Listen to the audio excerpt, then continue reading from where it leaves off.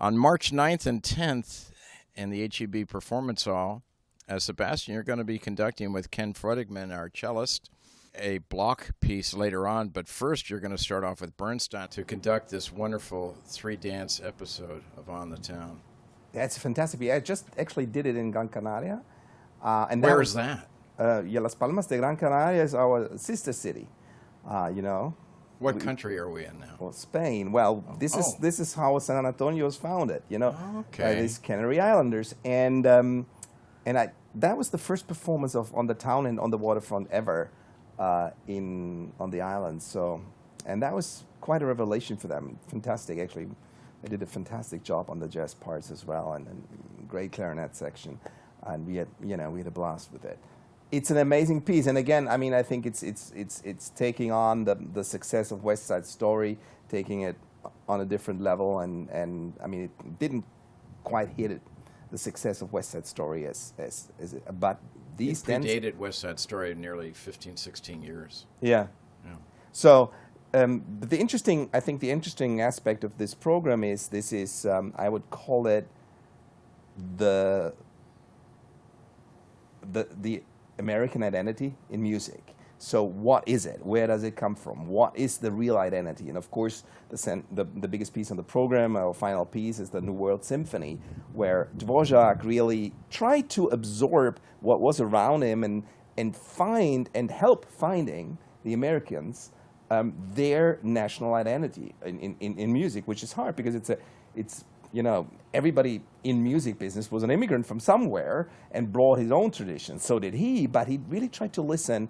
And a big influence on him was Harry Burleigh, the African-American composer that he also later on promoted, really. And when he listened, he had a very beautiful baritone voice. When he listened to him singing spirituals, that's how he got inspired to write probably one of the most important themes ever written in music history, the famous Cor Anglais solo in the second movement, and it comes out of that spirit. And he said, truly, that the spiritual will be a significant identity for American music in the future, and I think he was very right with that.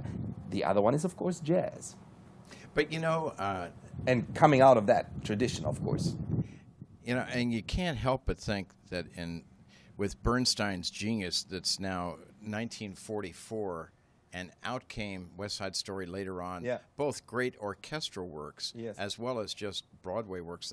They both translated so well either stage.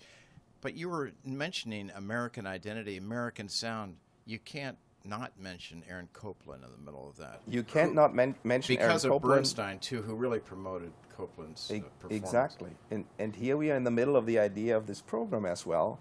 The most influential composers at that time were all Jewish. There was Aaron Copland, Bernstein, and George Gershwin. Samuel Barber, despite the name, wasn't. Bloch was also very influential in his way. And Bloch, as an immigrant, and he became an American citizen, was extremely influential. Finding the Jewish identity. This is interesting with Bernstein, when later on in his symphonies, like Jeremiah and Kaddish, he really was looking for Jewish music and the Jewish identity in music. And Chichester as well. And Chichester as well. And that's what we're going to talk about. What defines, actually, Jewish music? Well, that's a good question. First of all, what is Jewish music? Is it music composed by Jewish composers? Is it music that contains Jewish themes? Can it be a composer that's not Jewish writing Jewish music? Which happened? Yes. I mean, Stravinsky did. Hey, I have a question for you. Why is it always in minor key? Well, our national anthem, the Israeli national anthem, minor key. Well, that's what, First of all, there's a longing. There's always a longing for home and for finding a true home. Jews immigrated all over. And I think the definition of keys is, when it comes to Jewish music, a little bit difficult because these Near Eastern scales are somewhere in between minor and major. Yeah. And what Bloch uses in his language, musical language, these augmented seconds, these augmented fourths that grow through. There is a constant. He also uses a quarter tone just at one very spot in the so he uses it very delicately to make it a little bit more Sephardic. Right. But we look at a very different species of scale, not like in the Western and in the Western sense of scale, and that's what he actually embraces, I think, in Schelomo. Schelomo is King Solomon. Solomon. King Solomon.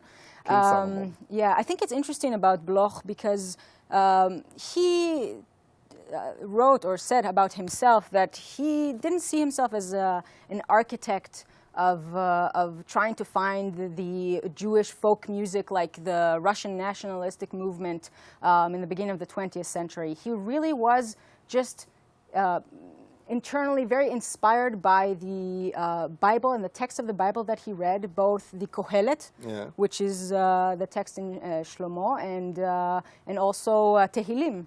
So he read these texts, and he was exposed to the cantors in the synagogues. So that, of course, he brought into his music. But he wasn't trying to find folk song or a Jewish nationalism. And if you probably would have asked him, do you see yourself as a Jewish music composer? He would say, I don't know, Jewish music, Bloch, only time will tell. Yeah, that's what he said.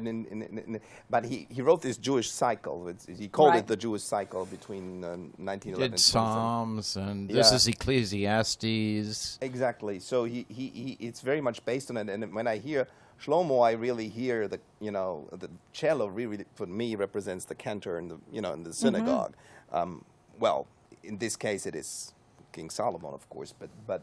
I had never heard this piece before. I listened to Leonard Rose perform it on YouTube.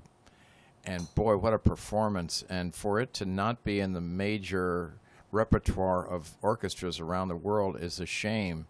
We're relegated to wonderful Dvořák cello concerto, which is at the top of the charts, or even Elgar. Also written in the United States, by the way. Also a piece of American identity in a certain way.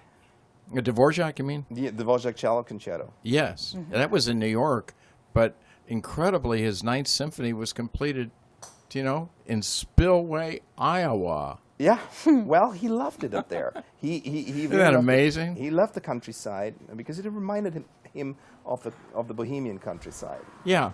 But going back to Shlomo is actually, for cellists, you would say that is one of their major pieces. I mean, the cello repertoire is not that big, and Shlomo with Kol Nidre, another Jewish piece, right? Probably even more popular. So interestingly enough, I think the cello really presents himself as the best imitation of a cantor, of the voice. The voice, the male voice, and it's the male voice. Has Ken played this before? He selected it. I'm sure he. He did select it. Yeah. Okay. It was his big wish, and yes, I'm sure he did. Well, he's a marvelous musician.